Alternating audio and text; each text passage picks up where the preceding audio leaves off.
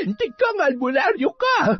Hindi mo ako kaya! Sa tanda kong ito, wala pang nakakatalo sa akin! Mag-ubusan tayo ng lakas! Tingnan ko lang kung hindi ka lamunin ang kapangyarihan ko! Nay, buksan niyo tong pinto! Kasama ko si Buboy! Matibay ka ring animal ka, ha? Wala akong balak na patayin ka, pero pinipilit mo ko. Pasensyahan tayo. Anak, maglaro ka muna dun sa kubo ni Lola, ha? Kakausapin ko lang muna ang lola mo. Ano ka ngayon? Albularyong pulpol! Sige, lintik ka! Hindi mo na kaya! Lumaban ka! Magdusa ka ngayon! Nay, ano na naman ba yung ginagawa nyo? Huwag mo muna akong istorbohin, Mando. Manahimik ka muna dyan. Nay, ano ba naman kayo? Sinabi ko nang itigil nyo na yung gawaing ganyan eh. Sinabi ng manahimik ka! Nawawala ako sa konsentrasyon ko! Taon 2003. Leyte, natahimik si Aling Bebang sa kanyang silid. Kaya naman muli itong kinatok ni Mando dahil nag-aalala ang lalaki sa kalagayan ng kanyang ina. Madalas niyang madatnan ang nanay niya sa ganoong gawain. Ang ikinatatakot ni Mando ay baka makita ng kanyang anak na si Buboy ang ginagawang yun ng kanyang lola. Ayaw niya sanang pabantayan sa kanyang nanay ang bata, kaya lamang ay wala siyang ibang mapag-iiwanan dito kapag papasok na siya sa kanyang trabaho. Mambabarang, yan ang trabaho ni Aling Bebang. Simula pagkabata ay hindi nito itinago sa kanya ang madilim niyang gawain. Tutol siya sa ginagawa ng kanyang ina, pero wala naman siyang magawa para pigilan yon. Kahit ang kanyang tatay noong nabubuhay pa ay hindi nagawang pigilan ang kanyang ina.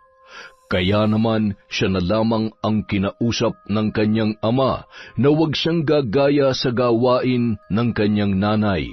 Bago namatay ang kanyang tatay, dala ng sakit na tuberculosis, ay nangako siyang hinding-hindi mamanahin ang pagiging mambabarang kung sakaling ipapasa yun sa kanya. Yun ang dahilan kaya mariin ang kanyang pagtanggi pag sinasabi nito na ituturo na sa kanya ang naturang kaalaman. Kahit nung siya ay maliit pa, hindi siya kailanman pumayag.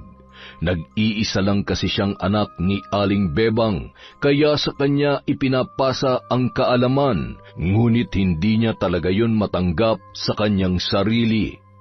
Lihim lang ang pagiging mambabarang ng kanyang ina, at hindi yun tumatanggap ng kliyente sa kanilang lugar. Kilala kasi siya doon bilang albularyo, kaya maggiliw ang mga kapitbahay nila sa kanilang pamilya. Maingat si Aling Bebang sa pagtanggap ng mga kliyente, kaya mahal ang kanyang singil. Para hindi man dumami ang mga nagpapabarang sa kanya, ay nasusulit naman ang kanyang bayad. Mahusay siya sa larangang yun, kaya marami sa kanyang mga kliyente ang bumabalik. Sa panggagamot naman, hindi nagpapabayad si Aling Bebang, kaya kinagigiliwan siya ng kanilang mga kababaryo. Marami siyang napapagaling at kahit kulam at barang ay kaya niya ring gamutin. Ilang beses nang pinagsabihan ni Mando ang kanyang ina sa ganoong gawain, pero hindi yun nakikinig sa kanya. Katulad na lang ng mga sandaling yun na inabutan nila ito ng kanyang anak na nagsasagawa ng ritual. Patuloy pa rin niyang kinakatok ang kanyang ina nang biglang bumukas ang pintuan at bumungad sa kanya si Aling Bebang. Pawisan yun at mukhang pagod na pagod. Nay, ayos lang ho ba kayo? Mukhang malakas na nakalaban niyo ah. Wala ka pa rin tiwala sa kakayahan ko, Mando. Kahit malakas ang albularyong yon, wala siyang binatbat sa kapangyarihan ko. Walang makakatalo sa akin dahil ako ang pinakamalakas. Nay, tumatanda na kayo. Huwag kayong pakasisiguro dahil Baka yung kayabangan nyo magdala sa inyo sa hukay. Kailan ba kasi kayo titigil sa ganyang gawain? Hay, kung tinatanggap mo na ba ang libreta at kaalaman ko, matagal na sana akong nagpahinga. Alam mo namang ang pambabarang lamang ang bumubuhay sa atin noong mamatay ang iyong ama. Napakalasenggo kasi, ayan tuloy, maaga tayong iniwan. Kaya lang naman naglalasing si tatay dahil hindi niya masikmura yung gawain nyo, Nay. Ay naku, Mando, sisermonan mo na naman ba ako? Ako ang nanay mo. Kung ganyan ka ba naman katapang magsalita dun sa malandi mong Nay naman, huwag nyo nang idamay dito si Marisa. Kayo at ang pambabarang niyong pinag-uusapan natin. Ang usisain mo, yung panlalalaki ng asawa mo, hindi ang pagiging mambabarang ko. Magsabi ka lang sa akin kung gusto mong gantihan siya, babarangin ko talaga yon. Hindi ako mangingiming pumatay kung gano'n namang klase ng tao ang parurusahan ko. Nay, baka marinig kayo ng bata. Alam ninyong ayaw kong marinig niyang nilalait niyong nanay niya. At lalong ayaw kong marinig niyan tungkol sa pagiging mambabarang ninyo. Hamong marinig niya. Ayaw mong manahin tong kakayahan ko baka yung anak mo magustuhan. Nay, yan ang huwag niyong gagawin. Oo na, hindi na. Nasaan ba yung apo ko? Nandun sa kubo niyo, naglalaro. Huhulaan ko. Iiwanan mo dito yung bata dahil wala na naman yung talipandas niyang ina. Sinabi ko na kasi sa'yo noon pa, hindi ko gusto ang hilat dyan ang babaeng yon. Napakaraming matinong babae dyan kumuha ka pa ng malansa. Nay naman, may importante lang na nilakad si Marisa. Huwag naman kayong ganyan magsalita sa asawa ko. Pagtatakpan mo na naman yung magaling mong asawa. Huwag kang magbulag-bulagan at bingi-bingihan sa mga tsismosa nating kapitbahay. Marami nang nagpapatunay sa ginagawa ng babaeng yon. Magagalit ba ako't magsasalita laban sa kanya kung nakikita kong mabuti siyang ina at asawa? Nay, sa inyo na rin nanggaling. Mga tsismosa yung nagsabi. Huwag kayo nagpapapaniwala sa mga yan. Kaya tsismosa sila o hindi. May sarili naman akong pag-iisip para piliin ang paniniwalaan ko. Ikaw lang itong... ewan ko, kailan ka ba matatauhan? Kapag akong nawala ng pasensya dyan sa asawa mo, humanda siya sa akin. Baka kung anong magawa ko sa kanya. Nay, paulit-ulit ko na lang sinasabi na huwag niyong sasaktan si Marisa. Baka magalit ako sa inyo niyan. Nako. Oo na. Sige na. Umalis ka na at baka mahuli ka sa trabaho. Ako nang bahala sa apo ko. Kung sa bagay, naaaliw naman ako na alagaan siya. Kung pwede lang dito na kayo sa aking tumira. Maluwag naman itong bahay ko. Alam niyo naman pong hindi pwede, Nay. Baka araw-araw magbangayan kayo ng asawa ko. Sige na, bala ka. Hindi tayo matatapos magtalo patungkol sa asawa mo. Pumasok ka na sa trabaho. Mag-iingat ka. Love you, Nay. Construction worker. Yun ang trabaho ni Mando. Kaya niya namang buhayin ang kanyang mag-ina dahil maganda naman ang sahod sa pagiging construction worker. Kung hindi lang sana nauubos sa mga beauty products at damit ni Marisa, ay makakaipon sila ng pera. Kaso, nakilala ni Mando si Marisa na maluho, kaya hindi niya ito mapagbawalan na bumili ng kung ano-ano.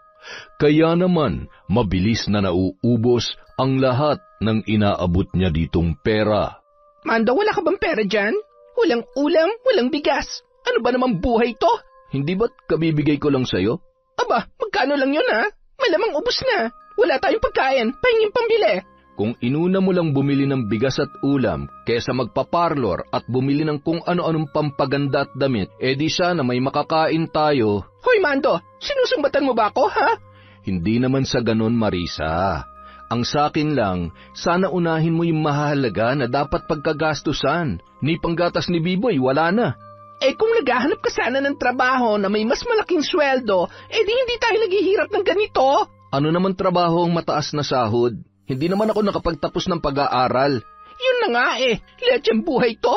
Hindi to yung pinangako mo sa akin. Tapos magrereklamo ka ngayon? Pati pagpapaparlor ko issue sa'yo? Hoy Mando, kung gagawin mo lang akong losyang, maghiwalay na lang tayo. Huwag ka namang ganyan, Marisa. Huminahon ka nga. Sige na. Magdedilihensya ako para pambili ng ulam at bigas. Natutulog pa si Buboy kaya huwag ka nang sumigaw. Sige ka, pag nagalit ka na nagalit, papangit ka. Inirapan na lamang siya ng babae at padabog na naupo. Umalis na rin si Mando at nagpunta sa kumpare niyang si Gado para manghiram ng pera. Pasensya ka na, paring Gado Babayaran ko rin agad kapag nakuha ko ng sweldo ko. Pare, huwag mo mamasamain ang sasabihin ko Huwag ka masyadong nagpapa-under sa asawa mo. May anak na kayo. Dapat matuto na siya magtipid at magsinop ng pera. Pinagsabihan ko naman pare, kaso masyadong matapang Yan nga ang sinasabi ko sa'yo, paring Mando. Huwag kang pa-under sa asawa mo. Bakit hindi mo ako gayahin? Aba, kung hindi mo na itatanong, takot sa akin si Esme. Kailangan lang naman na sindakin sila paminsan-minsan para sumunod sa gusto natin. Ganun ba? Teka, hindi ba si Maring Esme yun? Mukhang galit Hinahanap ka yata pare. Ano, pare? Sandali lang Maiwan na kita. Baka masunog yung sinain ko. Bayaran mo na lamang ako kapag sumweldo ka na. Takot pala si Maring Esme sa'yo Pare, huwag mo sasabihin kay Esme na pinahiram kita ng pera. Galit sa asawa mo yan. Oo na pare. Sige na. Baka mapalo ka pa. Natatawang napailing na lamang si Mando nang makitang tarantang sinalubong ni Gado ang galit na asawa. Narinig pa niyang nagsosorry ito dahil napabayaan ang kanyang sinaing. Dumiretso siya sa karinderya at bumili na lamang ng lutong kanin at ulam dahil gutom na ang kanyang asawa. Ang sukli sa nahiram niyang 500 ay ibinulsa niya para may pambili siya ng bigas kapag pumunta sa bayan. Pag-uwi niya sa bahay, nadatnan niyang umiiyak ang 2 taong gulang niyang anak na si Buboy. Nagising ito na walang kasama kaya halos umatungal na sa kakaiyak. Hinanap niya si Marisa pero mukhang umalis yun ng bahay dahil wala ang kanyang bag at isang pares ng sapatos. Napabuntong hininga na lamang si Mando. Napapagod na rin siya sa kanyang asawa at minsan ay gusto niya nang sumabog. Pero ayaw niya namang totohanin ni Marisa ang banta na makikipaghiwalay sa kanya, kaya sunod-sunuran na lamang siya sa lahat ng gusto nito. Ayaw niya kasing masira ang kanilang pamilya.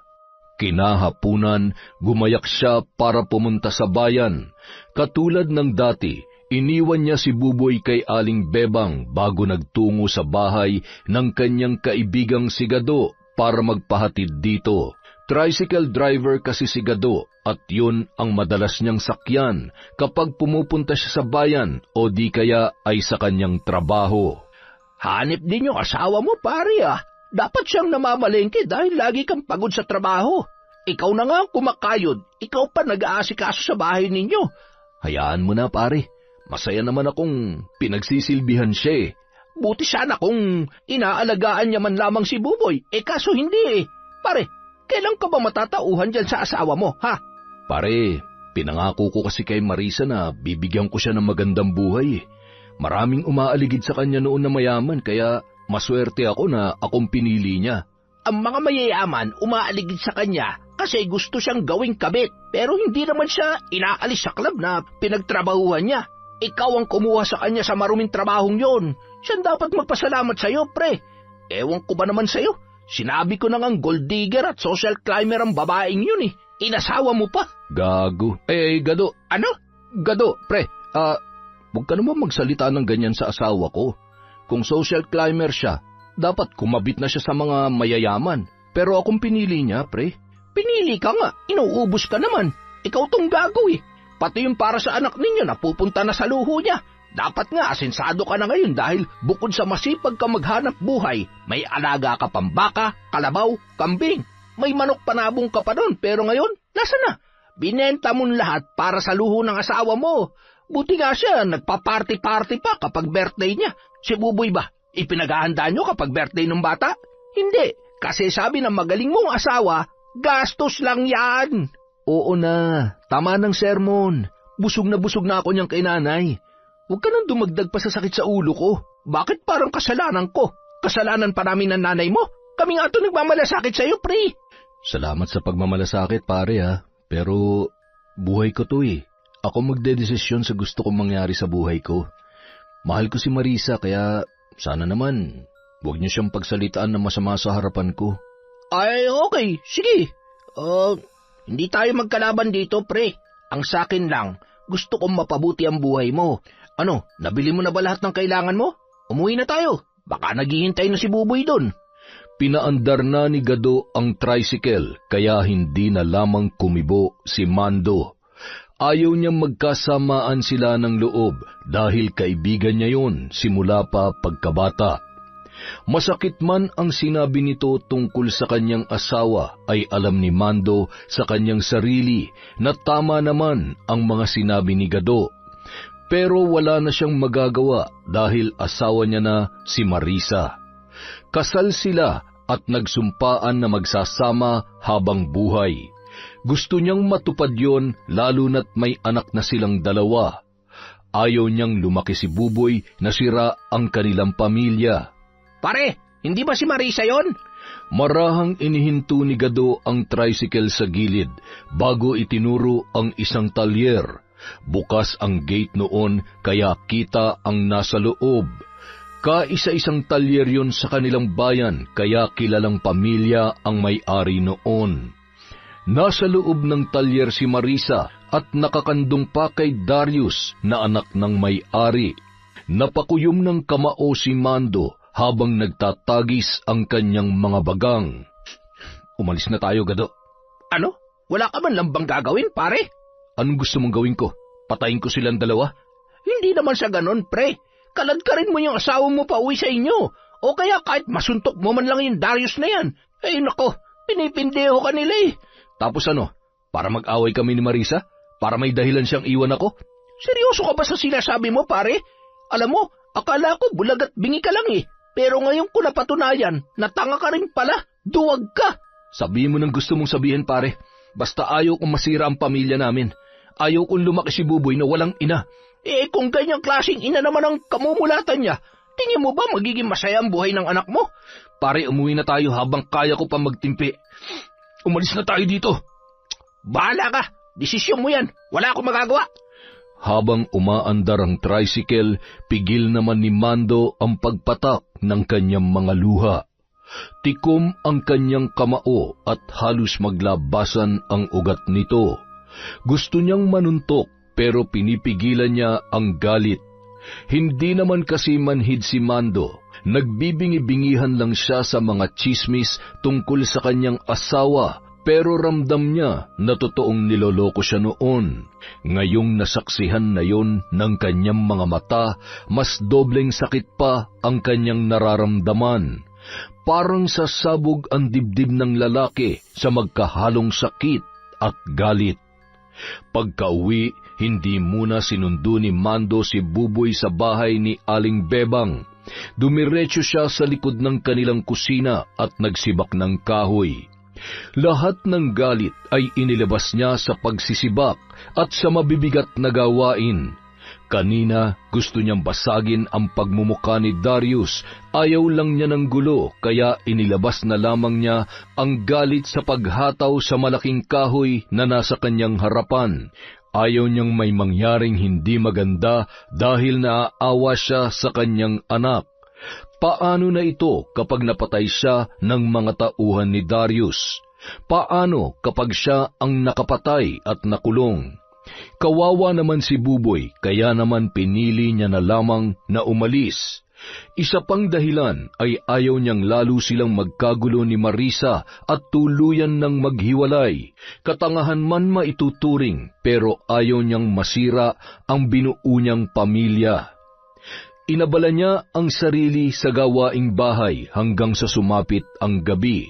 Nakapagluto na siya kaya naghain na rin habang naghihintay sa pagdating ng kanyang asawa. Hindi niya na muna sinundo si Buboy dahil gusto niya na magkausap sila. 10:00 ng gabi nang umuwi si Marisa. Dumiretso agad yun sa kanilang kwarto. Sinundan naman agad yun ni Mando. Marisa, kailangan natin mag-usap. Oo nga, kailangan natin mag-usap, Mando. Teka, anong ginagawa mo? Bakit nag-iempake ka ng mga damit mo? Aalis ako. Nagyaya yung kaibigan ko na magbakasyon kaya sasama ako sa kanya. Kaibigan ba talaga? o si Darius ang sasamahan mo? Aba, Mando, pinapabilib mo ako Hindi ka pala tanga. Asawa mo ako, Marisa. Hindi ka basta pwedeng sumama sa lalaking yon. Hindi ka alis dito. Asawa nga kita, pero hindi mo na ibibigay kung anong gusto ko. Pumayag ako magpakasal sa'yo dahil sabi mo, ituturing mo akong reyna. Sabi mo, ibibigay mo ang lahat ng gusto ko. Akala ko magiging masaya ako sa'yo dahil mahal naman kita. Kaso, hindi pala sapat ang pagmamahal lang. Nawawala ang pagmamahal kapag nagugutom ka na at naghihirap. Marisa, kung mahal mo ko, aayusin natin to. Huwag kang sumama kay Darius, pakiusap, mahal. Leche ka, bitiwan mo nga ako. Huwag mo akong yayakapin dahil naalibadbaran ako sa'yo. Nagsisisi ako kung bakit pinairal ko nun ang puso ko. Ang dami mayayaman nagkakagusto sa akin tapos sa'yo lang ako bumagsak. Mahal naman, huwag ka magsalita ng ganyan. Ginagawa ko naman ang lahat para maibigay ang gusto mo. Nagpapakasipag ako magtrabaho para mabigyan kayo ng magandang buhay. Magandang buhay bang tawag mo dito? Hindi mo nga kayang tustusan ng skincare ko. Mabuti pa si Darius. Naibibigay niya sa akin lahat ng pangangailangan ko. Nakikita mo ba to? Inilabas ni Marisa ang kwintas na nasa kanyang leeg, pati na rin ang bagong hikaw. Mukhang gawa yun sa tunay na ginto, kaya nanlumo na lamang si Mando dahil sa pagiging materyosa ng kanyang asawa. Nang makita niyang nakapag-empake na si Marisa, ay mariin niyang hinawakan ang braso noon. Aray ko, Mando! Nasasaktan ako! Bitawan mo ako! Asawa mo ko, kaya may karapatan akong pigilan ka. Hindi ka alis. Dito ka lang. Kung hindi ano? Sasaktan mo ako? Sige! Saktan mo ako para mas may dahilan ako na iwanan ka. Ano? Saktan mo ako! Marisa, alam mong hindi kita kayang saktan. Ano ba dapat kong gawin para hindi ka umalis? Wala, Mando. Kahit anong gawin mo, hindi mo maibibigay ang buhay na gusto ko, kaya pabayaan mo na ako. Kahit para kay Buboy na lang, maawa ka sa bata, Marisa. Huwag mo kaming iwan. Huwag mo na masirain ang pamilya natin. Mahal na mahal kita. Mahal ka namin ng anak mo. Hindi ako mabubuhay sa pagmamahal lang, Mando. Si Buboy, iiwanan ko na siya sa'yo dahil ayaw ni Darius ng bata. Ikaw nang bahala sa kanya. Aalis na ako kaya tumabi ka sa daraanan ko. Hindi na napigilan pa ni Mando ang pag-iyak dahil dumating na ang araw na kanyang kinatatakutan. Ang tuluyang pag-alis ng kanyang pinakamamahal na asawa. Pilit niyang hinabol si Marisa at halos lumuhod siya sa harap nito, wag lamang siyang iwan. Pero umalis pa rin ang babae. Kitang-kita ng dalawa niyang mga mata nang sumakay yun sa sasakyan ni Darius. Naiwan si Mando na luhaan at mariing nakakuyom ang mga kamao. Nagbubulungan naman ang kanilang mga kapitbahay na nakasaksi sa pangyayari. Oy, tapos ng palabas! Magsiuwi na kayo, mga tukmol! Hanip na mga kapitbahay to. Magbubulungan lang dinig na dinig naman. Kawawa naman tong kumpare ko. Ay, pero totoo naman ang sinabi nila. Ibang klase ng katangahan nitong si Mando. Lumuhod pa talaga kay Marisa. Ay naku, makabili nga muna ng alak. Siguradong kailangan ni Mando na malasing para makalibot. Awang-awa si Gado sa kanyang kaibigan. Isa lang ang naiisip niyang paraan para madamayan si Mando.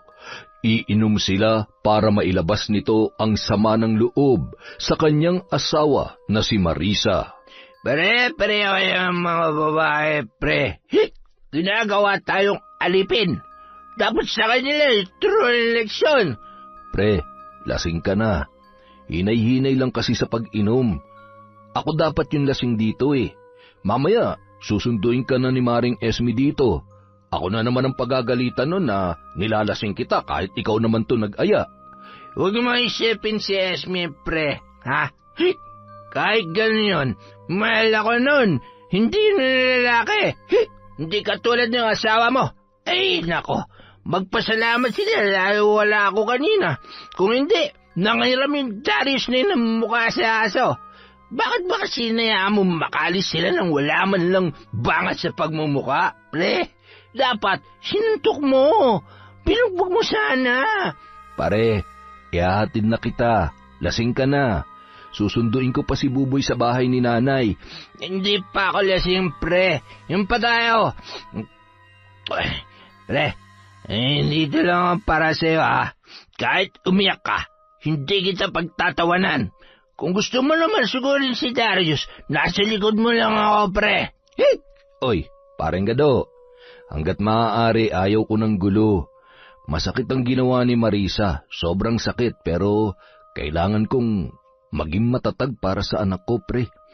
Hindi ako pwedeng sumuko, kaya ikaw, tigilan mo na yung pag-iinom.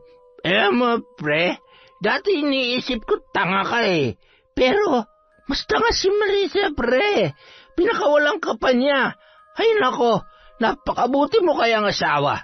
Kung nabaging babae ako, naku, pakakasalan kita, pre. I love you, pre. Pakis nga. Oy, yan ka na naman eh. Lasing ka na talaga eh. Nakakadiri kaya yung lumalabas sa bunganga mo. Halika na, ihatid na kita. Pagkahatid kay Gado, dumiretso na si Mando sa bahay ng kanyang ina. Pero sarado na yon at patay na ang mga ilaw. Tsak na tulog na ang mga yon, kaya minabuti niyang bukas na lamang sunduin ang kanyang anak. Nang mapag-isa sa bahay, muling naramdaman ni Mando ang pangungulila at sakit na dulot ng pag-iwan sa kanila ni Marisa. Mas naaawa siya kay Buboy dahil napakabata pa nito para talikuran ng kanyang sariling ina. Nilunok na niya ang kanyang pride para lang mapanatiling buo ang pamilya.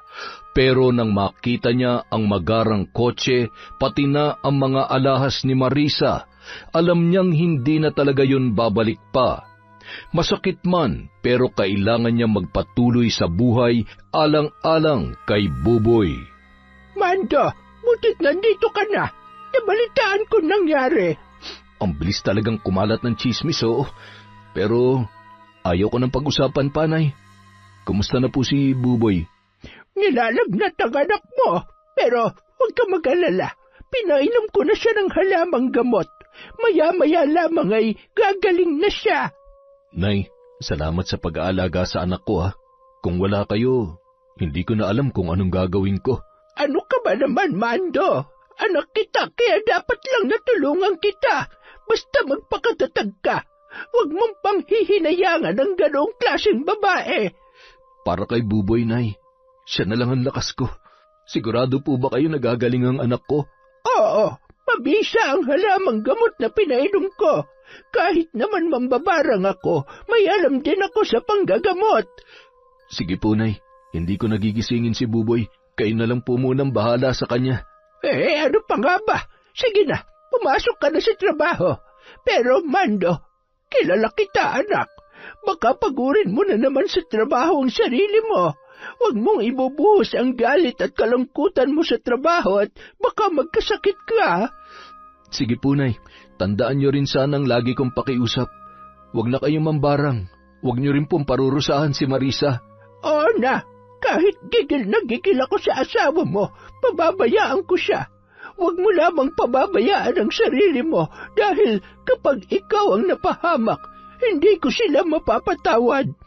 Opo, Nay. Pangako. Hindi ko aabusuhin ang katawan ko sa pagtatrabaho. Ako na lang ang inaasahan ni Buboy kaya aalagaan ko rin ang sarili ko. Nung araw na yun, ibinuhos ni Mando ang buo niyang atensyon sa pagtatrabaho. Inako niyang lahat ng mabigat na trabaho at halos ayaw niya nang magpahinga. Kundi lang siya pinilit ng mga kasamahan na kumain ay hindi niya na rin mararamdaman ang gutom. Sa ganoong paraan kasi siya pansamantalang nakakalimot, kaya hindi niya masisisi ang kanyang ina kung bakit ganoon na lamang ang pag-aalala sa kanya. Tanghali na nang humahangos na dumating sa site si Gado. Nag-aalala ang itsura nito habang tinatawag si Mando. Sakto namang naghahalo siya ng simento na malapit sa bukana ng site. Paring Mando! Pare! O pare, bakit humahangos ka? May nangyari ba? Yung anak mo si Buboy kinukumbulsyon.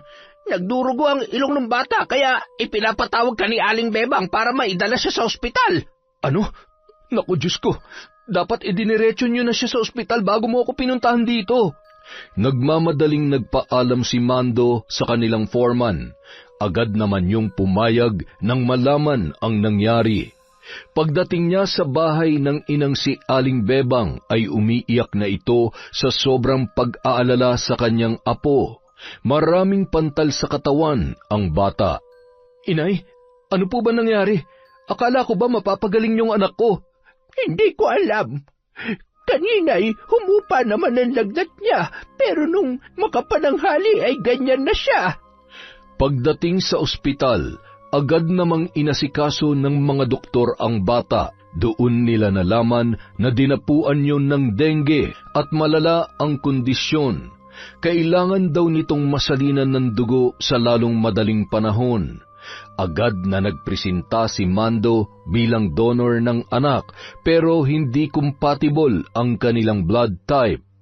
Ang sabi ng doktor, maaaring ang ina ng bata ang kapareho niya. Nagkakaubusan kasi ng supply sa blood bank dahil sa lumulubong kaso ng dengue sa kanilang lugar.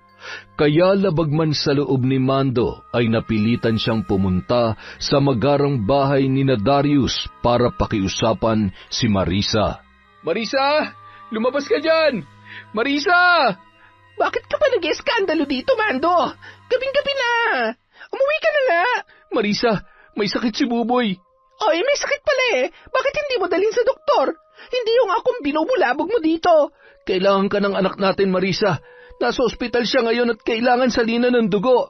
Oh, hindi pumunta ka sa blood bank. Tingin mo ba may stock kami dito ng dugo? Ha? Marisa, maawa ka naman sa anak mo. Nag-aagaw buhay siya sa ospital. Kailangan mo sumama para matingnan kung pwede kang maging blood donor. Nagkakaubusan ng supply ng dugo sa blood bank dahil marami ang kaso ng dengue dito sa atin. Kung compatible lang sana ang dugo namin, hindi na kita iistorbohin dito. Maghanap ka na lang ng iba. Yung mga mahaderang kapitbahay. Kampi naman palagi sa yung mga yon eh. Maghanap ka rin ng pwede maging donor. Huwag ako dahil baka magalit si Darius. Umalis ka na bago pa yun magising. Anak naman ng... Yung anak mo, Marisa, nag-aagaw buhay na. Hindi ka man lang nag-aalala. Hindi mo pupuntahan para alamin ang kalagayan niya. Bakit? Doktor ba ako? Kung magpapanik ba ako, gagaling siya? Namputya naman, Mando, oh. Wala ka talagang utak. Tingin mo, pwede ako mag-donate ng dugo? Alam mo namang alcoholic akong tao. Baka nga kapag tiningnan kung anong blood type ko, 20% ang lumabas. Maghanap ka na lang na ibang donor at umalis ka na dito. Marisa, ano bang ingay yan? Ay, wala, Darius. May naligaw lang dito. Halika na, pumasok na tayo. Uy, nandito palang asawa mo. Bakit pare? Babawiin mo na ba ang asawa mo? Paano yan kung ayaw niyong sumama sa'yo? Huwag kang umepal dito, Darius. Usapang mag-asawa to. Palis na rin naman siya. May sakit daw kasi yung anak namin. Gusto niyang ako mag-donate ng dugo. Gaga ka ba? Magdo-donate ka ng dugo? Hindi naman ako pumayag dahil alam kong hindi pwede. Tara na sa loob. Marisa, nakikiusap ako sa'yo. Kailangan ka ni Buboy ngayon. Ang kulit mo ah. Sinabi na ni Marisa na ayaw niya. Kung mabubuhay ang anak mo, mabubuhay at mabubuhay yun. Pero pag minalas, di patay. Halika na, Marisa. Anak ng... Tarantado ang animal ka! Malakas na binalya ni Mando ang gate, kaya mas lumuwang ang pagkakabukas noon. Agad siyang pumasok at sinugod si Darius. Hinigit niya ang manggas ng damit nito at agad na sinuntok sa muka. Saktong tumama sa ilong ang kanyang kamao. Sa lakas ng pagkakasuntok ay nagdugo yun. Mahilo-hilo ang lalaki pero nang makabawi ay sinugod din niya si Mando. Nagpambuno ang dalawa hanggang makatsyempong muli si Mando at nasuntok niya sa panga si Darius. Pagbagsak noon, napaupo sa sahig na mabilis namang dinaluhan ni Marisa. Dinuro niya ito at pinagmumura dahil sa sobrang galit. Kayo na nga nakagawa ng kasalanan sa akin, kayo pa matapang? Kasal kaming dalawa ni Marisa, Darius. Kung gugustuhin ko, pwede ko kayong ipakulong. Bakit? May ebidensya ka ba nakabit ako ni Marisa? Paano kung sabihin kung katulong lang siya dito sa bahay ko? Ha? Tsaka huwag kang magmayabang, Mando. Wala kang ang perang pampagamot sa anak mo, pambayad pa kaya sa abogado? Akmang susugurin muli ni Mando si Darius, pero agad na humarang si Marisa at pinagtulakan na siya papalabas. Pwede ba, Mando? Umalis ka na dito. Asikasuhin mo na lang ang anak mo at huwag ka nang babalik. Tama nga ang sabi ni Gado. Mas magandang lumaking walang ina si Buboy kesa lumaki siya sa walang kwentang inang katulad mo. Ngayon ko napatunayan kung gaano ka kasamang tao. Tumahimik ka na. Wala ka rin namang kwentang ama. Wala kang silbi dahil hindi mo mabigyan ng marangyang buhay ang pamilya mo, kaya patas lang tayo. Wala ka rin kwenta. Lumayas ka dito. Layas! Umalis si Mando na nagpupuyos sa galit. Naglakad na lamang siya pauwi dahil wala siyang masakyan. Habang nasa daan, nakasalubong niya naman si Gado na sakay ng minamaneho nitong tricycle. Agad yung huminto nang siya ay makita. Paring Mando, ano nangyari sa lakad mo? Pumayag ba si Marisa? Pare, mulat ng mga mata ko sa walang kwentang babaeng yun. Hindi ko akalain na sagad hanggang buto ang kasamaan niya. Sinasabi ko na nga ba matatakot na mag-donate ng dugo yun, pare. Alam mo naman ang kumakalat na chismis tungkol kay Darius at sa mga kabarkada niya. Lulong sa droga ang mga yan, pre. Sigurado nahawa na sa kanila ang asawa mo. Hindi ko na iniisip yan, pare. Gulong-gulo na ako. Hindi ko na alam kung saan pa ako kukuha ng dugo. Nako, huwag ka na mag-alala dahil kinausap ko na mga kapitbahay natin kanina. 2 sa kanilang compatible sa dugo ni Buboy. Talaga? Maraming salamat, pare. Hindi ko alam kung anong gagawin kung wala ka. Sus, huwag mo nang alalahanin yun. Ano ka ba? Ang mabuti pa, hintayin mo na lang ako dito kaysa maglakad ka pa uwi. Napakalayo ng lalakarin mo. Iatid ko lang tong pasahero ko tapos babalikan kita. Pagkaalis ni Gado, nagpatuloy sa paglalakad si Mando. Hindi pa man siya nakakalayo ay narinig niya ang malakas na pagtawag. Lumingon siya at nakita si Darius kasama ang 2 lalaki na tropa nito.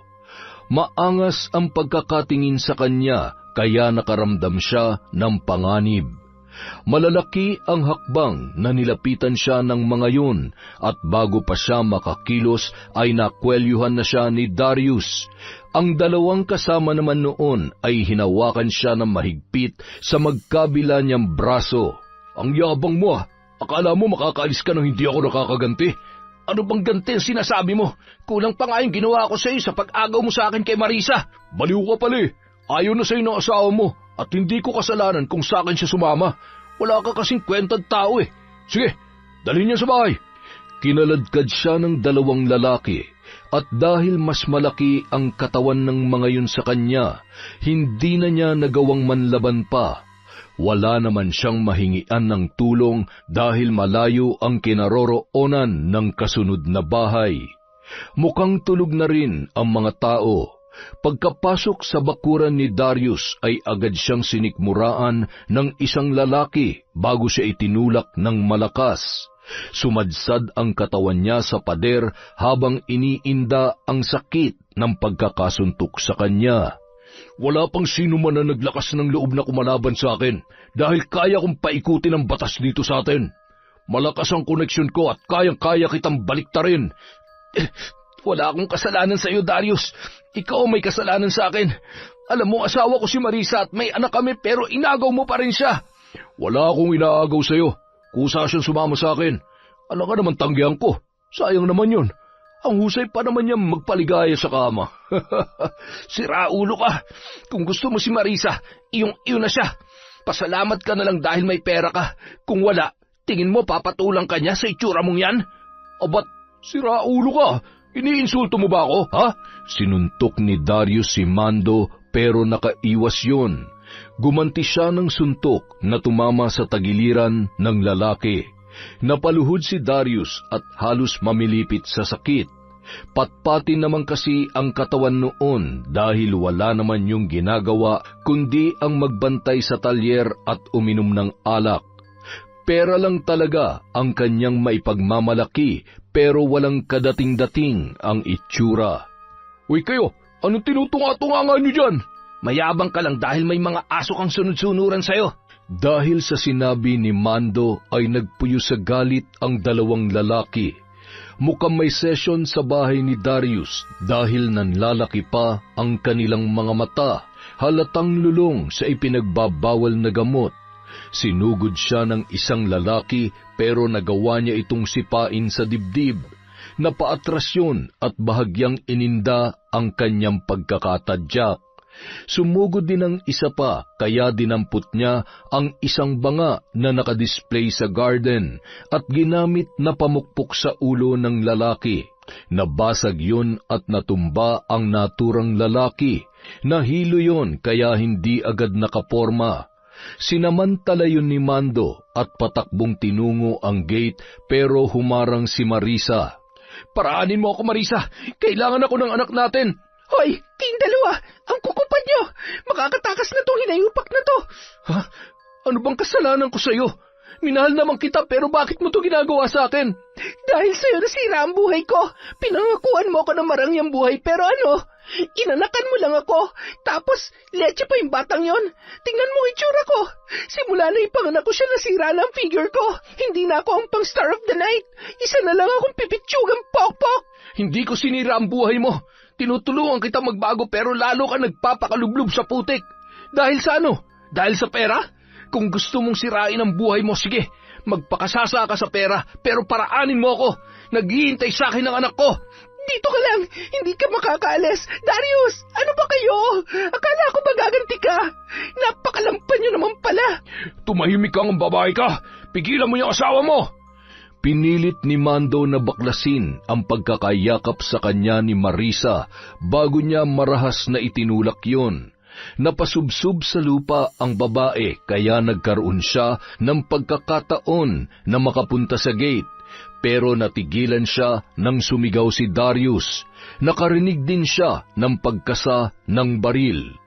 Isang hakbang mo pa, tatama ang bala ng baril na to sa ulo mo. Teka lang, Darius. Wala sa usapan natin na papatay ka ng tao. Hindi ako mamamatay tao. Sinasagad yung kakarampot kong pasensya. Ayaw na ayaw ko yung iniinsulto ko, lalo na kapag kinakalaban ako. Ayaw ko na naagrabyado dahil gusto ko ako nag-aagrabyado ng tao. Itinaas ni Mando ang dalawang kamay at marahang pumihit paharap kay Darius. Nakikiusap ako sa iyo. May anak ako naghihintay sa akin. Ano? Nawala ngayon ang angas mo. Kayong dalawa, gulpin niyo yan. Pinagtulungan nilang bugbugin si Mando. Nakiusap siya at nagmakaawa pero tila bingi ang mga yun. Halos sumuka na siya ng dugo dahil sa mga tadyak, suntok na kanyang tinamo pero tila walang kapaguran ang mga yun. Gumagapang na siya sa lupa habang sargo ang muka. Pero si Marisa ay nakangisi lang habang nakatingin sa kanya. Nang hindi na siya makagulapay ay doon lang siya tinigilan ng mga yun. Sige, itapon niyo na yung palabas ng bakuran ko. Ipagkalat niyo na nagnakaw siya kaya siya nabugbog. Buhay pa ba siya? Baka masabi tayo, Darius. Wala ka pa rin bang tiwala sa akin? Lahat kaya kong lusutan, Marisa. Lahat ng kumakalaban sa akin, pinapagapang ko sa hirap. Hinila ng dalawang lalaki ang walang malay na katawan ni Mando palabas ng bakuran. Itinapon nila yun sa masukal na gilid ng daan bago bumalik sa bahay ni Darius. Samantala, nagtataka naman si Gado dahil hindi niya na inabutan si Mando sa daan nung sandaling binalikan niya yun. Minabuti niyang umuwi muna pero nang daanan niya ang bahay ni Mando ay wala roon ang kanyang kaibigan. Nagpasya siyang bumalik na lamang sa ospital sa pag-aakala na naroon si Mando. Susunduin din kasi niya si Aling Bebang dahil hindi ito pwedeng magpuyat sa pagbabantay sa kanyang apo.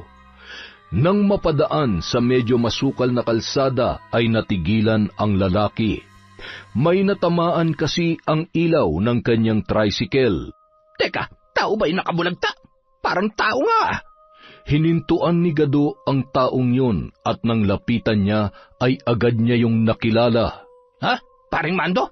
Ano nangyari sa'yo? Tulungan mo ako, pare. Pare, dadalhin kita sa ospital. Magpakatatag ka lang. Kailangan ka pa ng anak mo. Pilit na isinakay ni Gado si Mando sa kanyang tricycle. Halos hindi na yun makagalaw sa dami ng galos at pasang tinamo. Lumobo rin ang kanyang muka dahil sa labis na pamamaga. Awang-awa si Gado sa kanyang kaibigan. Iisang tao lang ang pinaghihinalaan niya na may gawa noon kay Mando. si Darius dahil malapit ang bahay nito sa lugar kung saan niya natagpuan si Mando. Samantala, hindi naman mapakali si Aling Bebang sa ospital. Kumakabog ang kanyang dibdib sa hindi malamang dahilan. Lumabas siya saglit para abangan ang pagbabalik ng kanyang anak, pero ang nakita niya sa labas ay ang natatarantang si Gabo na kabababa lamang ng tricycle. Tulong! Tulungan niyo ako! Pahiram ng wheelchair, stretcher, doktor, emergency to! Gado, ano ba nangyari at natataranta ka dyan? Anong emergency? Aling Bebang, huwag ko kayong mabibigla. Bakit nga ba? Sino ba yun? Teka, sino yung isinasakay nila sa stretcher? Si Mando ba yun? Opo, Aling Bebang, mukhang binugbog siya at halos malamog na ang buong katawan niya. Ay, sus Mariosep, sino may gawa niyan sa anak ko? Hindi ko rin po alam, Aling Bebang. Nakita ko lang siyang nakahandusay sa daan malapit sa bahay ni Darius. Ha? Ang animal na yun! Ay, teka, Aling Bebang, saan kayo pupunta? Gagantihan ko, mga walang hiya. Papatayin ko sila. Ay, maghunos dili po kayo, Aling Bebang. Sa tandaan niyong yan ay, ano naman ang magagawa ninyo? Si Mando nga ay nabugbog, kayo pa kaya? Dumayti na lamang kayo dahil kailangan kayo ng anak at apo ninyo. Ang kaawa-awa kong anak. Masisira na lamang ay dahil pa sa isang walang kwentang babae. Mando, anak ko. Mabilis na sinundan ni Aling Bebang ang mga nurse na nagdala kay Mando sa emergency room. Halos madurog ang puso ng matanda dahil sa kalunos-lunos na itsura ng kanyang anak. Nabuo ang galit sa kanyang puso habang tila piping sumasambit ng mga orasyon. Mabuti na lang at walang nabaling buto sa katawan ni Mando. Maayos rin ang kanyang internal organs pero kailangan niyang manatili sa ospital para magamot ang mga pasa at sugat, lalo na ang nasa ulo. Naagapan naman ang pagbaba ng platelets ni Buboy kaya bumuti na rin ang kanyang kalagayan. Umuwi si Aling Bebang ng umagang yon. Mabuti na lang at mabait si Esme na asawa ni Gado, kaya siya ang pansamantalang nagbantay sa mga pasyente. Hinatid ni Gado pauwi si Aling Bebang, ngunit nang madaanan nila ang talyer ay agad siyang nagpababa doon. Diyos ko naman, Aling Bebang, alam mo namang demonyo mga tao dyan susugod pa kayo. Ano naman ang laban niyo sa mga yan? Kahit magtulong tayo, madedehado tayo dyan. Wala akong gagawin, Gado. Dumito ka lang at ako ang papasok. Kapag napahamak kayo, ako malalagot kay Mando niyan. Umuwi na kasi tayo, Aling Bebang. Kaya ko ang sarili ko, Gado. Dito ka lang at pabayaan mo ko. Nako, talaga namang antigas ng ulo ninyo. Sasamahan ko na nga lamang kayo. Bahala ka kung gusto mong sumama sa akin. Malalaki ang hakbang na pumasok sa loob ng talyer si Aling Bebang.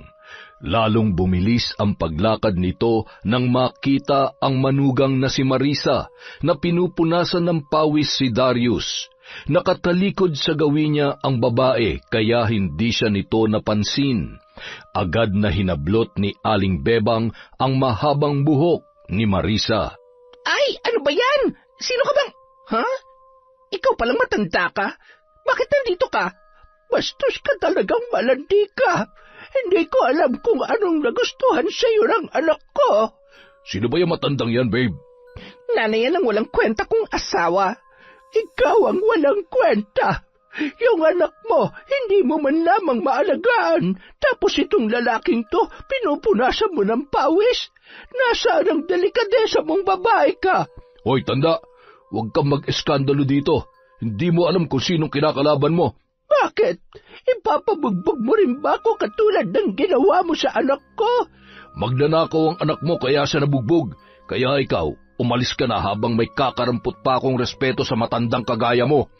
Pagbabayaran niyo ang ginawa niyo sa kanya. Lintik lang ang walang ganti. Ano na naman yung gagawin mo? Sasabunutan mo uli ako? Sige, etong buhok ko, oh. Yan lang naman ang kaya mong gawin Talagang kakalbuhin kitang malandi ka. Aling Bebang, tama na yan. Umalis na tayo. Aray ko, punyeta ka, matanda ka. At talagang mananabunot ka nga. Ang lakas ng loob mo, ah. Malakas na itinulak ni Marisa ang matanda na muntik na nitong ikinatumba. Mabuti na lamang dahil maagap itong naalalayan ni Gado. Gado, iuwi mo na nga yung matandang yan. Baka hindi ko matansya yan at kung ano magawa ko. Babe, huwag mo nang patulan yung matanda. Uugod-ugod na nga eh. Baka ma-hospital pa yan. Wala na nga silang pambayad sa ospital eh. Baka magnakaw ulit ang anak niyan. Hindi magnanakaw ang anak ko. Mga walang hiya kayo. Kayo na nga itong nanakit sa kanya. Ipinabugbog mo pang hayop ka. Magbabayad kayo. Huwag kang manakot, tanda. Wala ka magagawa kahit magsumbong ka pa sa pulis. Kaya kong baliktarin ang batas. Hoy, kayong dalawa. Bagay na bagay kayo. Pareho kayong mga demonyo.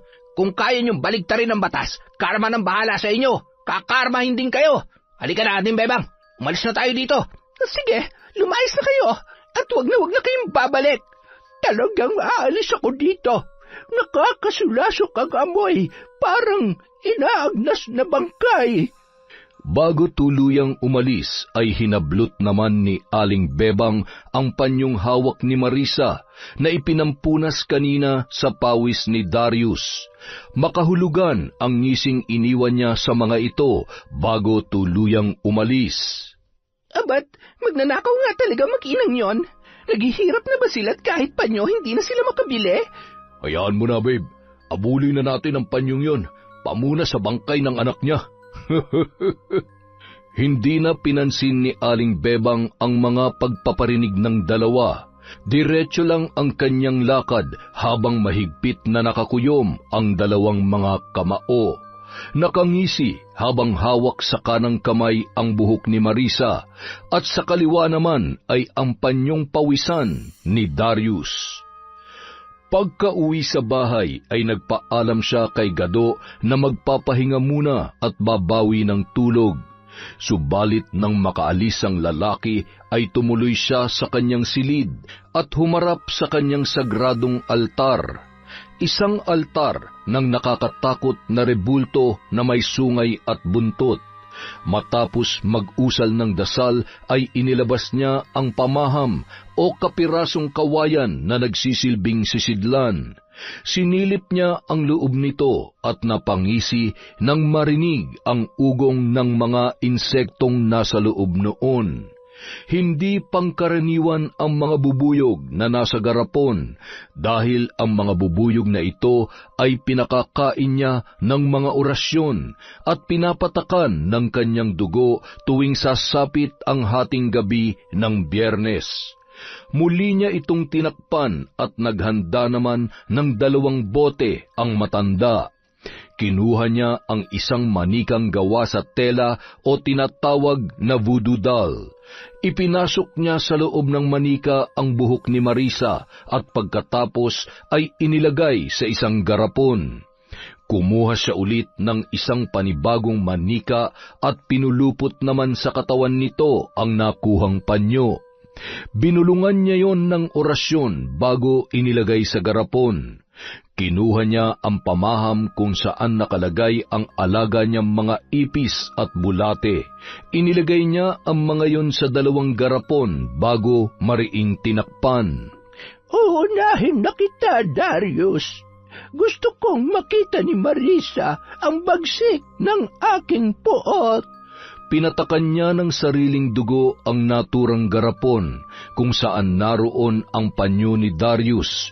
Nagsigapangan ang mga ipis at uod. Nagsagawa siya ng ritual kasabay ng pagbulong ng mga orasyon.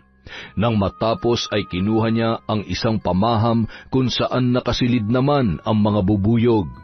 Bumulong siya at lumabas ang isa sa mga yun.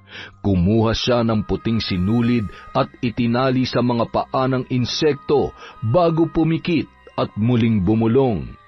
Binuo niya sa kanyang isipan ang itsura ni Darius. Hanapin mo si Darius at igawad mo sa kanya ang aking sumpa. Humayo ka, alagad kong bubuyog. Ipaghiganti mo ang aking anak. Lumipad ang bubuyog papalayo sa bahay ni Aling Bebang. Napangisi naman ang matanda habang nakatanaw sa papalayong insekto. Pumikit siya at lumitaw sa kanyang balintataw ang kaganapan sa paligid ng bubuyog, na parabang siya mismo ang lumilipad. Nanikluhod siya sa harap ng kanyang altar habang mahigpit na hawak ang garapong kinapapalooban ng panyo. Bumubulong siya ng mga kataga na tanging siya lamang ang nakakaunawa. Pumasok ang bubuyog sa talyer at lumipad ito patungo sa kinaroroonan nila Darius at Marisa. Naglalampungan ang dalawa kaya lalong nagpuyos sa galit ang matanda. Habang nagagalit ay mas tumitindi ang kanyang sumpa. Dumapo ang bubuyog sa leeg ni Darius at kinagat yun. Bago pa mahampas ng lalaki ay maliksing lumipad muli ang insekto. "Buwisit na bubuyog yun! Ang sakit manusok ka!" Kailangan malinisan yan bago tuluyang mamaga, babe. Nang makita ni Aling Bebang na nagtagumpay ang bubuyog na ipasok ang sumpa kay Darius, nagmulat na siya ng mga mata bago inilagay ang garapon sa harap ng kanyang altar. Ang gagawin ko na lamang ngayon ay maghintay na umepekto ang barang. Sinabi ko na, lintik lang ang walang ganti. Nang matapos ay natulog na si Aling Bebang para makabawi ng lakas. Nang sumapit ang gabi ay nakiusap muna ang matanda kay Gado para magbantay sa mag-ama na nasa ospital. May mahalaga kasing gagawin ang matanda. Pagsapit ng hating gabi, nagtungo siya sa sementeryo habang hawak ang pamaham na naglalaman ng mga bubuyog. Sa gitna ng sementeryo ay nagsindi siya ng mga itim na kandila at nagsagawa ng ritual. Ang mga katulad niyang mambabarang ay nag-aayuno at nagriritual sa sementeryo tuwing Biyernes ng hating gabi para magpalakas ng kanilang kapangyarihan. Inorasyonan din niya ang kanyang mga bubuyog para maging makamandag ang mga yon. Nang matapos ang ginagawang ritual ay umuwi si Aling Bebang at lumuhod sa harap ng kanyang altar. Bumulong siyang muli ng mga orasyon habang hawak ang garapon na may barang. Nang mga sandaling yun, ang sugo niyang bubuyog ay nakadapo lamang malapit kay Darius. Ang insektong yun ang ginagamit ni Aling Bebang upang makita ang nangyayari sa kanyang binabarang at para malaman ang kalagayan nito. Sige, alagad kong bubuyog. Ikaw na ang bahala kay Darius. Pahirapan mo siya hanggang naisin na lamang niyang mamatay. Hindi lang sakit ang ipapataw ko sa kanya. Maghihirap siya hanggang kamatayan. Hindi pa man sumasapit ang umaga ay tumalab na ang sumpa ni Aling Bebang sa lalaki.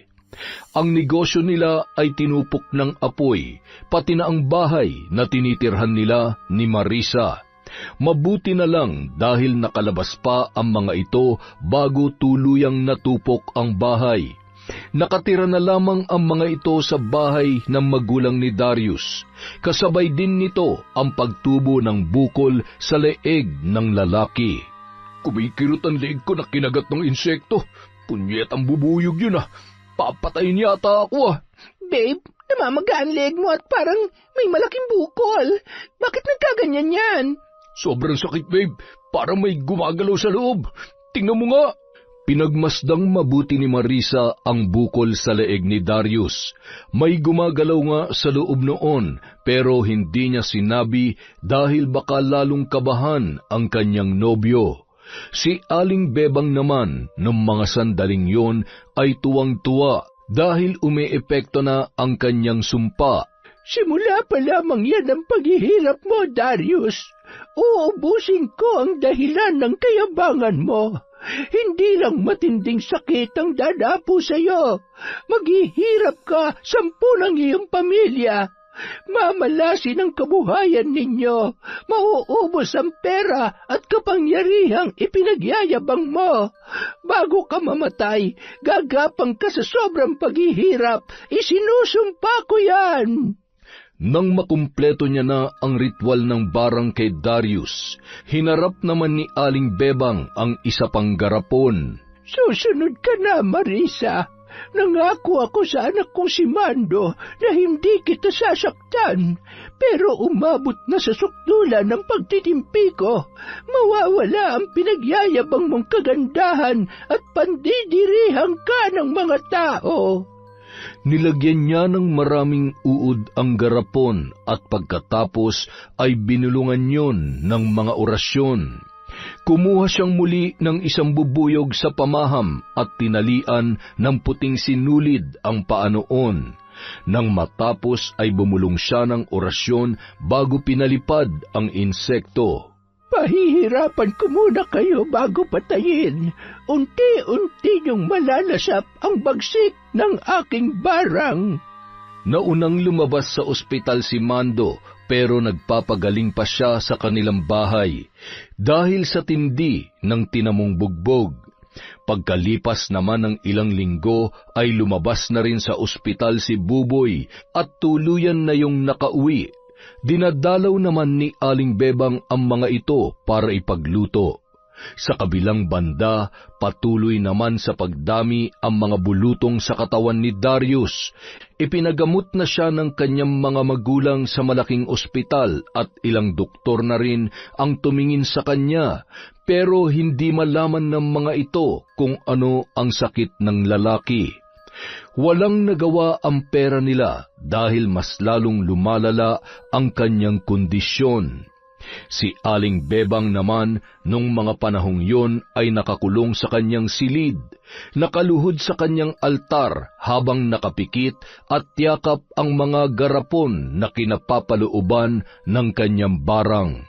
Sa pamamagitan ng kanyang mga bubuyog ay nakikita niya ang nangyayari sa dalawang nanakit sa kanyang pinakamamahal na anak. Ang sakit ng buong katawan ko, Marisa! Napakaraming uod sa higaan ko. Alisin mo mga uod na yan! Hoy, Darius! Hindi mo ako alila!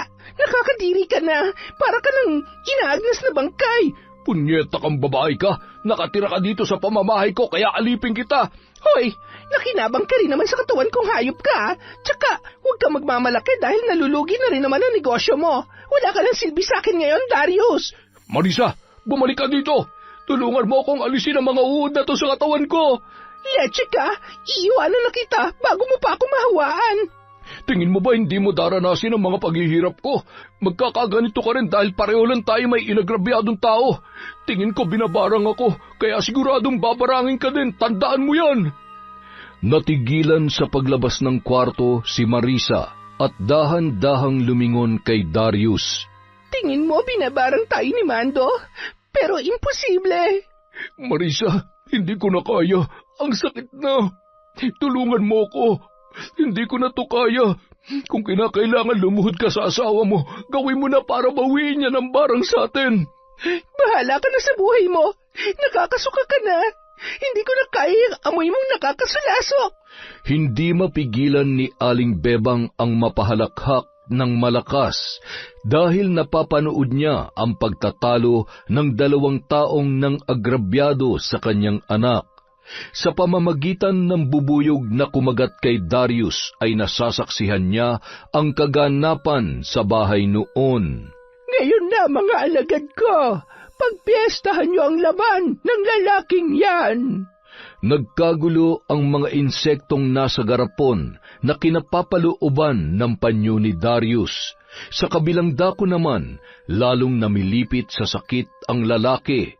Parang hinahalukay ang kanyang sikmura at ilang saglit lang ay sumukayon ng napakaraming ipis at uod.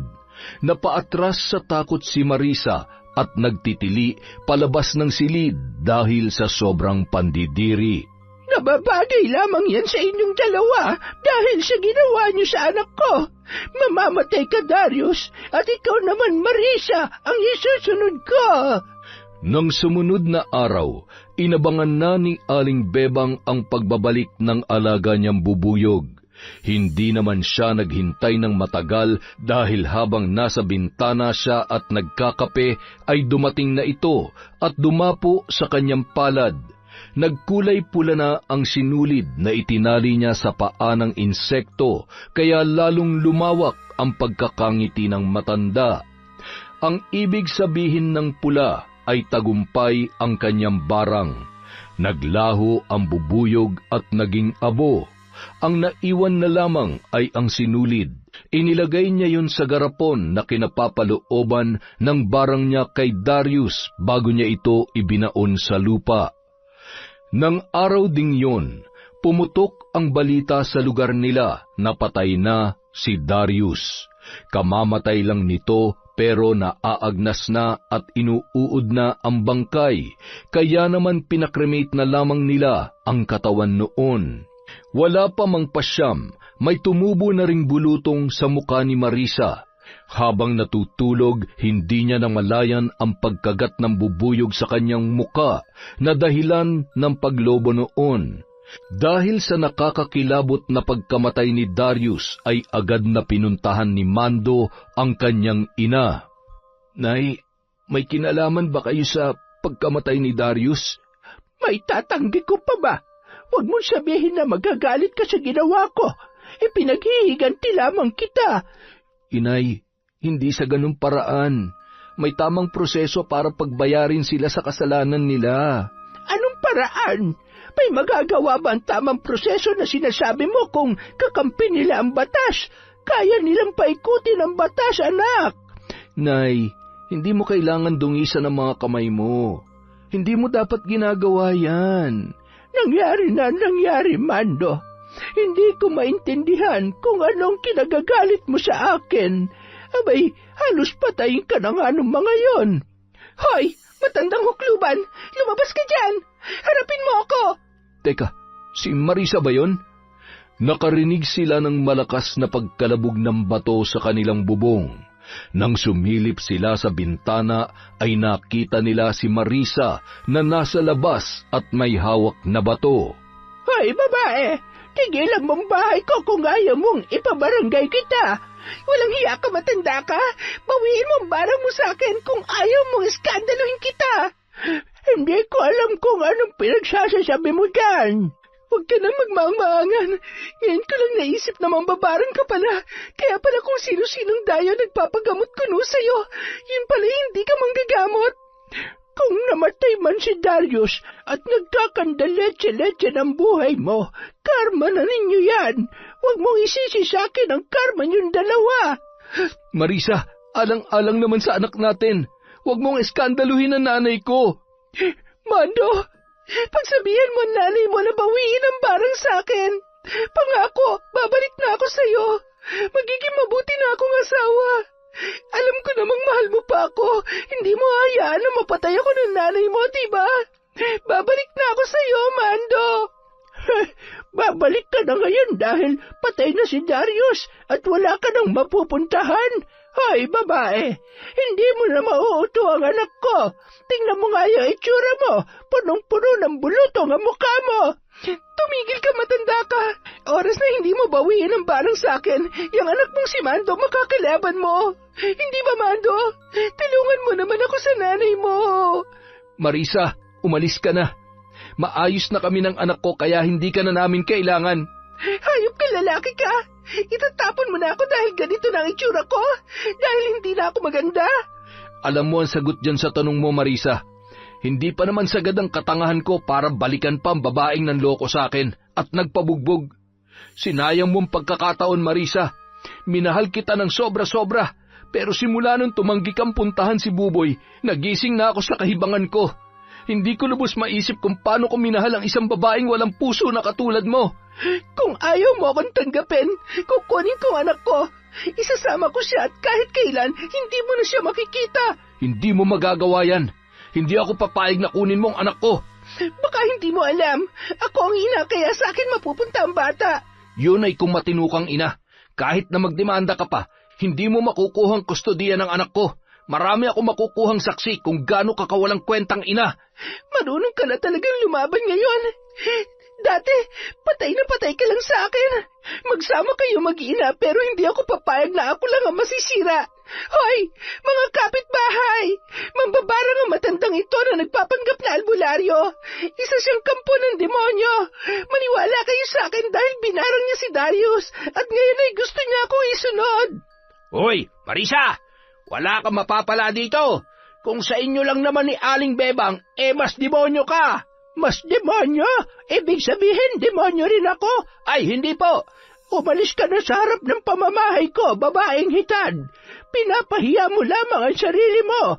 Karma na yan sa dami ng inagrabyado ni Darius at yung mga bulutong sa mukha mo. Bunga na yan ang kakatihan mo.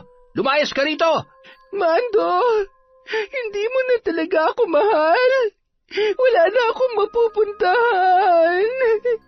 May sayad na yung babaeng yan, Mando. Kanina galit na galit, ngayon paiyak-iyak. Ang lakas ng tililing. Umalis ka na, Marisa, bago ka pa ipagtabuyan ng mga tao dito. Huwag ka na rin bumalik at subukan mong baguhin ang ugali mo. Maging mapagpakumbaba ka at matuto kang magmahal ng ibang tao, hindi yung puro sarili mo lang. Leche ka! Kung ayaw mo sa akin, ayaw ko rin sa'yo. Maraming lalaki dyan na magkakandara pa sa ganda ko. Sige, patunayan mo yan. Lumayas ka na at maghanap ka ng ibang lalaki kung may papatol pa sa'yo. Isa ka pa, magsama-sama kayong lahat. Taas noong naglakad paalis si Marisa, may balabal ang mukha niya para hindi makita ang kanyang mga bulutong, pero kahit ganoon ay mataas pa rin ang tingin nito sa kanyang sarili. Nagsimulang magbulungan ang mga naroon habang nakatingin sa babae. Lahat sila ay umiiwas sa takot na mahawa sa bulutong ni Marisa. Pinandirihan siya ng lahat pero hindi pa rin siya nagpakita ng pagkatalo.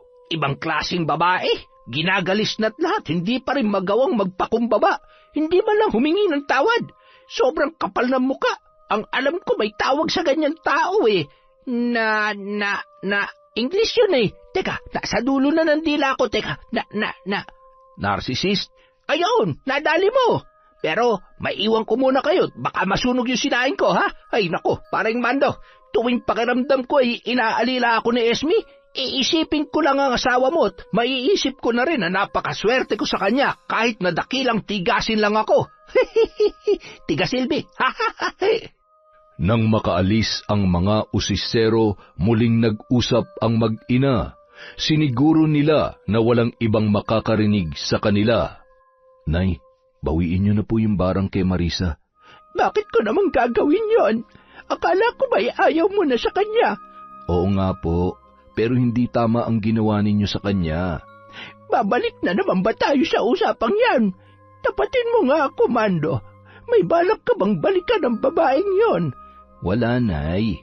Tapos na sa amin ang lahat. At alam kong hindi na babalik yon dahil napahiya na ng sobra. Bakit pinagtatanggol mo pa?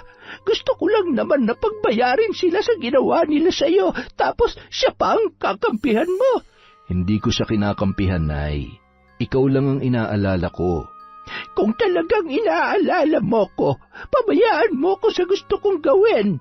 Manghihina ang aking katawan kapag binawi ko ang barang. Pero hindi nyo ikamamatayan. Kaya pakiusap, Nay, itigil nyo na. Magbagong buhay na rin kayo. Magbalik loob kayo sa Diyos.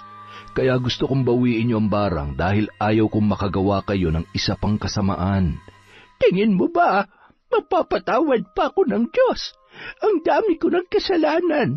Ang dami ko ng napatay dahil sa pambabarang na ito.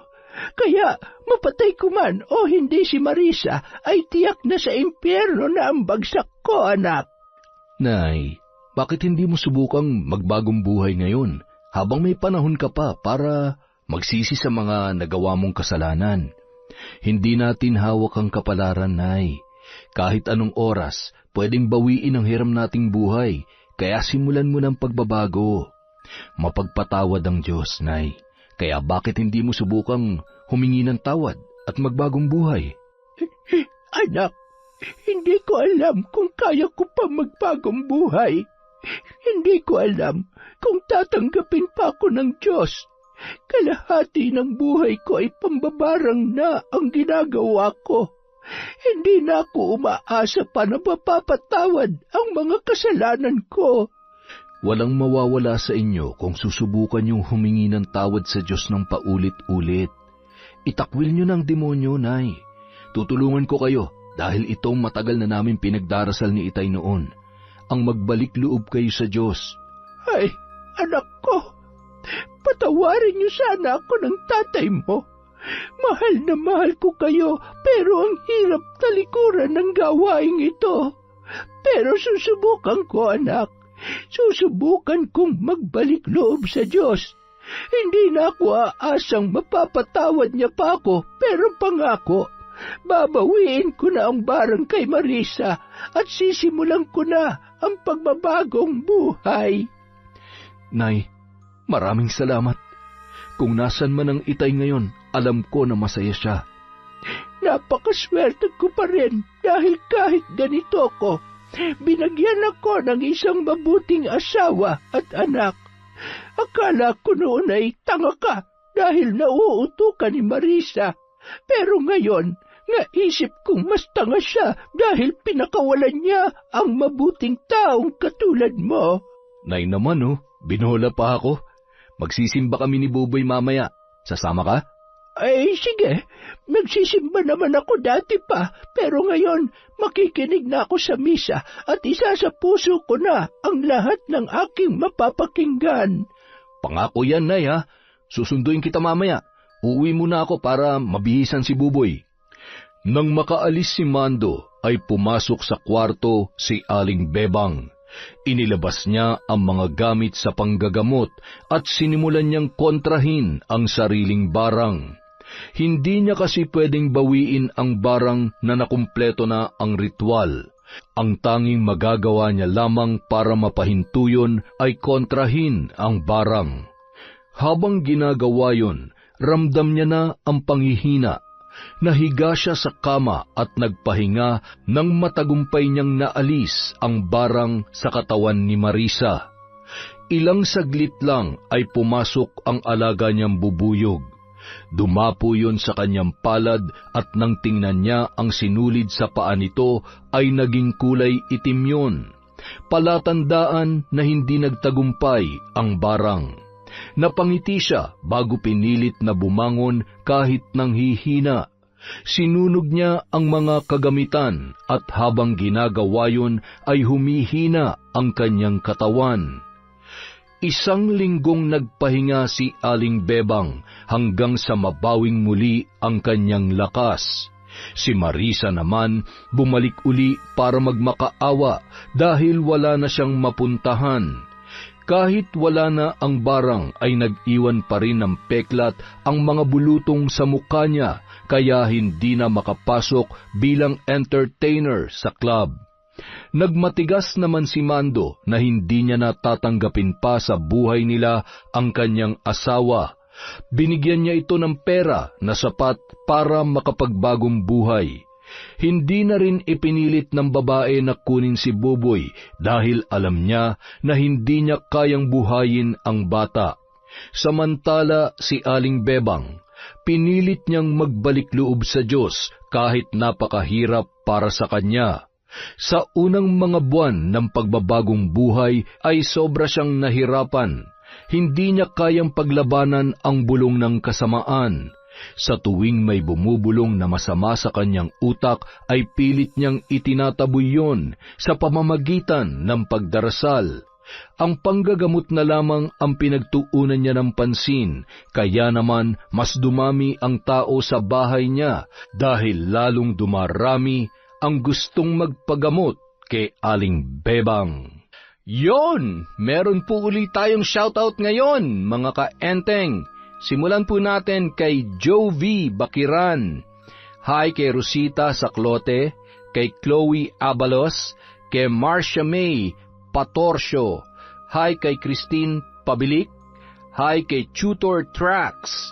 Hello din po kay Eliezer M. of Panabo City from Beroy, Magpatak. Hi po kay Lady Dam. Hello kay Marco Mahusay, kay Julie's Hands. Hello po kay Nenita Lozada, kay Jade Guevara, kay Giber Villagonzalo, kay Estela da Silva. Hello po kay Deans Rodriguez, kay Belen Baladhay. Shout out po kay Lent TV2, kay Ana Joy Dador, kay Elizabeth Pamintuan. Hi kay Ria Mojado, kay Marisa Villanueva, kay Menchi and Patty Pretty from Canada Maple. Belated happy birthday kay Marie Shu noong September 2 from Jubilin Camacho. Hello po kay Evelyn Lopez, kay Reka Jukoy. Hi kay Pinky Ko. Hello po kay Rizen Ryle, kay Chona Baynosa, kay Pamela Allen, kay Norsen TV. Hello din po kay Ruby Pelaez, kay Juliet Tapay, kay Sia Ray Eduria, at syempre kay Gleesy Halton. Maraming salamat po sa walang sawang pagsuporta sa Kwentong Enteng.